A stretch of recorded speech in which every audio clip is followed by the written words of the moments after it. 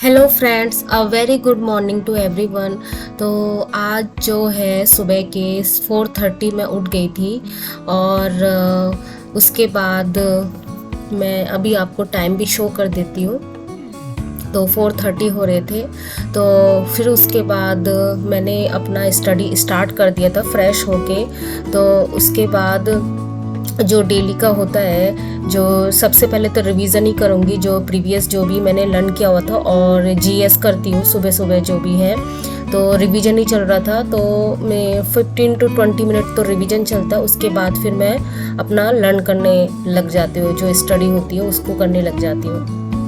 तो मेरी एक मतलब फ्रेंड है, मतलब जो वो भी मेरे वीडियो देखती है, तो फिर वो मुझे बोलने लगी कि तू इतना ज़्यादा तो पढ़ने में तो एवरेज ही थी, मतलब इतनी भी इंटेलिजेंट नहीं थी, क्योंकि मेरे जो एकेडमिक ईयर है उसमें 70-80% ही मेरे मार्क्स आते थे। कभी मैं टॉपर नहीं रही क्लास में, कभी ऐसा कुछ नहीं था।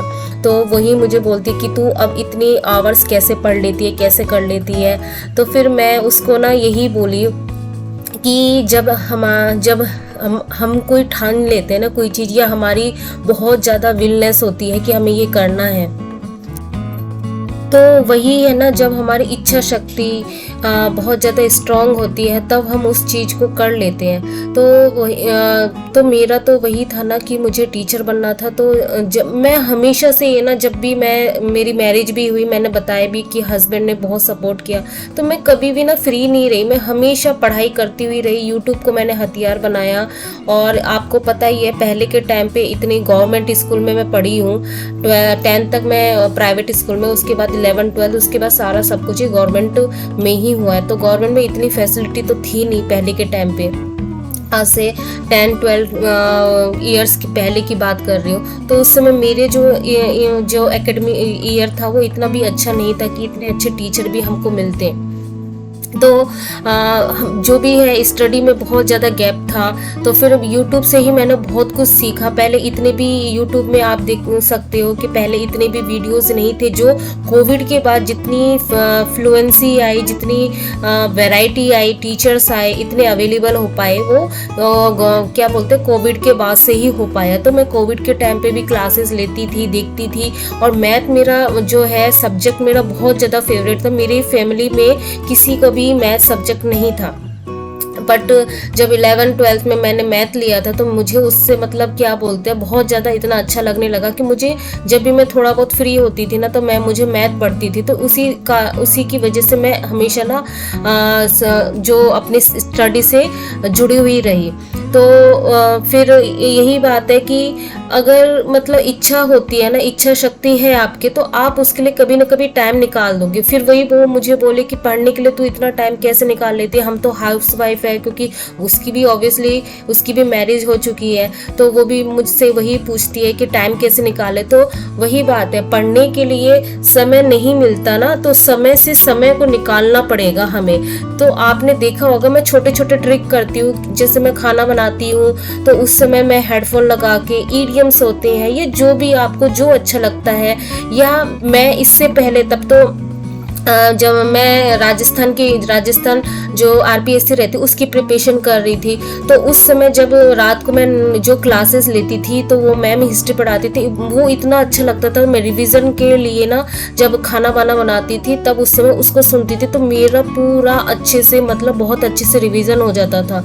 तो यही बात है कि मैंने जब भी स्टडी जितना मैं इंक्लूड होती रही, तो मुझे यही पता चला जब हम एक चीज़ को बार बार सुनते हैं, समझते हैं, तो वो चीज़ हमें ना दिमाग में बहुत अच्छे से क्लियर और बैठ जाती है। तो जब भी आप लर्न करो तो रिवीजन के लिए आप ना छोटे छोटे, हम जैसे हाउस चोर्स करते हैं, घर के काम करते हैं, उस समय हेडफोन लगा के वो सुन लो। और आजकल इतनी वैरायटी आ गई है, मतलब इतनी फैसिलिटी आ गई है कि हम उसको कर सकते हैं। जैसे वीडियो चला लिया, आपने हेडफोन लगा लिया, तो आप अगर उस चीज़ को ना भी देखो रिवीजन के टाइम पे, तो वो चीज़ें है ना आपके दिमाग में घूमती रहेगी, आपका दिमाग ना फ्री नहीं रहेगा। हम उस चीज़ को, उस टाइम को बहुत वाइजली यूज़ कर पाएंगे। जैसे अगर हम छोटे मोटे काम कर रहे हैं, जैसे हम मॉपिंग कर रहे हैं, डस्टिंग कर रहे हैं, बर्तन धो रहे हैं। मैं तो बहुत टाइम ऐसा करती हूँ, बर्तन जब धोती हूँ तो मुझे तो बोरिंग लगता है वो काम। तो जब मैं स्टडी नहीं कर रही थी तब तो नहीं करती थी जब नॉर्मल डे में, तो मैं म्यूज़िक सुनती थी। अब उसको रिप्लेस कर दिया मैंने रिवीजन से। तो लेकिन कभी कभी ऐसा भी होता है कि अगर मैंने कंटिन्यू कोई क्लास ली है तो फिर उस समय मैं बहुत ज़्यादा स्ट्रक हो जाती, तब मैं कुछ नहीं सुनती हूँ। लेकिन ऐसा है कि फ्री टाइम है, माइंड बिल्कुल फ्रेश है, तो मैं यूज़ कर लेती हूँ। तो इसी तरीके से बार बार क्योंकि मुझे पता है कि मैं बहुत बार भूलती हूँ चीज़ें, तो मेरी ये वीकनेस और उस वीकनेस के ऊपर काम करना पड़ेगा। और काम यही हो सकता है कि जितना भी रिवीजन करेंगे उतना स्ट्रांग होगा, तो हम चीज़ें भूलेंगे नहीं। ऐसे ही मैंने किसी का एक बार देखा हुआ, तो उनकी भी सेम यही प्रॉब्लम थी कि उनका भी सिलेक्शन इसी बेस पे हुआ कि वो भी मेरी जैसे सेम प्रॉब्लम थी उनको, कि वो भूलती बहुत ज़्यादा थी। तो फिर उन्होंने इतना रिवीजन किया कि मतलब कोई बोलते ना हद नहीं, वो हर समय रिवीजन करती थी। वो जो वर्किंग भी थी, वो पर्सन वर्किंग भी थी, तो वो जब भी 5 मिनट 10 मिनट वो क्या करती थी, फ़ोन में PDF के फॉर्म में या कोई फ़ोटो खींच लिया उन्होंने कि जो आज दिन भर में पढ़ा उसका रिवीजन के फॉर्म में एक शॉर्ट नोट्स बना लेती थी और उसको रिवाइज करती रहती थी पूरे दिन भर। तो यही हमें करना, और यही चीज़ मुझे अच्छी लगी इसलिए मैं उसको करती हूँ। तो यही बात है। तो हम हाउस वाइफ है, तो हमें टाइम को बहुत ही वाइजली यूज़ करना है, क्योंकि हमारे पास टाइम की बहुत कमी है और हमें टाइम को टाइम से चुराना पड़ेगा। इसलिए छोटे छोटे काम होते हैं ना, उसमें हमको मतलब स्टडी के लिए टाइम निकालना पड़ेगा, क्योंकि आप दिन भर में आप पढ़ते हो तो आपको रिवीजन के लिए भी तो टाइम चाहिए।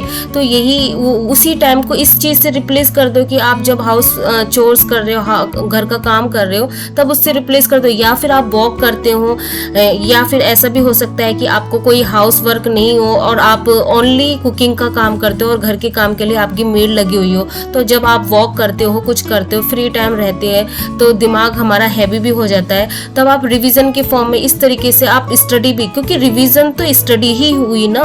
किसी ने एक बार कमेंट किया था कि आप कुकिंग करते हुए, खाना बनाते हुए आप स्टडी कैसे है, तो वो स्टडी ऐसे होते, या तो मैं कोई इंटरेस्टिंग कोई ईजी चीज़ें ले लेती हूँ तो मैं उसको हेडफोन के फॉर्म में सुन लेती हूँ कि मेरा ज़्यादा टाइम भी वेस्ट नहीं हो रहा और स्लो स्लो में मेरा ये पोर्शन भी कंप्लीट हो जा रहा है। और मैक्सिमम चीज़ें मेरे रिवीजन ही होती है, तो रिवीजन तो मोस्ट इंपॉर्टेंट होता है, तो उसको हम स्टडी में कैसे काउंट नहीं कर सकते, वो तो स्टडी में सबसे ज़्यादा काउंटेबल है।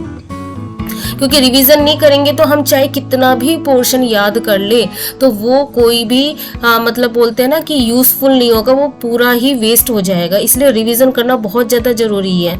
तो आप जितने भी टॉपर हैं, आप अगर UPSC जैसे जो स्टॉक है, एक यूट्यूब चैनल है, उसमें मैं तो बहुत सुनती हूँ, तो उससे मुझे बहुत ज़्यादा मोटिवेशन मिलता है। तो उनका सबका एक ही समरी यही बोलेंगे कि उन्होंने रिवीजन को बहुत ज़्यादा किया, उन्होंने एक ही बुक को इतनी बार रिवीजन किया कि बुक के पेज तक उनके फट से गए थे। अभी मैं सोने जाऊंगी, तो 12 बजने वाले, तो मे बी 5 बजे का मैं अलार्म लगाऊंगी, 4:45 का लगाऊंगी। हाँ ठीक है, तो यही था। अभी मैं दिखा देती हूँ मेरा क्या क्या कंप्लीट हुआ है। ज़्यादा तो कुछ कंप्लीट नहीं हुआ।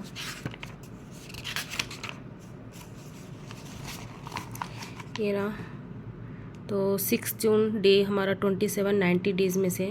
और हाँ, ये भी मैं बताना चाहती हूँ आप लोगों को कि जब मेरा 30 डेज़ हो जाएगा, मतलब डे वाइज 30 कंप्लीट हो रहा है, तो मैं आप लोगों के साथ ना एक वीडियो एक शेयर करूँगी कि मेरे 30 डेज़ में मेरे क्या क्या कंप्लीट हुए हैं। एक एनालिसिस भी होना चाहिए ना इंसान का, कि हमें ये तो पता चले कि हमने इस 30 दिनों में क्या क्या किया, क्या कंप्लीट किया और क्या क्या बाकी रह गया। फिर हमें उसी से ही दोबारा स्टार्ट करना पड़ेगा, क्योंकि नया पढ़ने से कुछ नहीं होगा, पुराने से हमें कनेक्ट करते हुए चलना है। तो GS में मेरा अर्ली मॉर्निंग में ये काफ़ी अच्छे से हो गए थे, मैंने MCQs भी लगाए थे, और कल मैं दोबारा से इसको पढ़ूंगी। और जो है, क्योंकि मुझे क्या है कि अभी जो पढ़ना है उसको अच्छे से पढ़ना है, ये मेरी ट्राई है। और उसके बाद जनरल मैथ में रेशियो प्रोपोर्शन, ये भी मेरा बहुत अच्छे से हो गया था आज।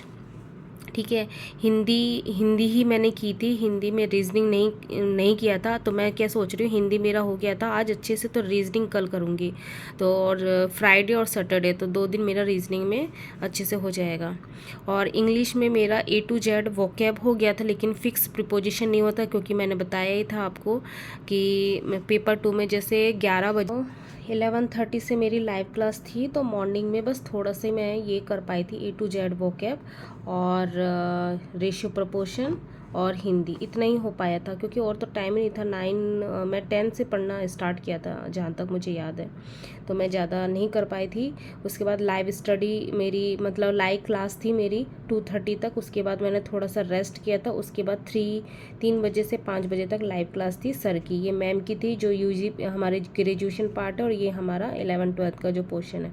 उसके बाद ये अच्छे से हो, ठीक है। तो यही था आज का, तो मिलते हैं नेक्स्ट ब्लॉग में, तब तक के लिए गुड नाइट, बाय।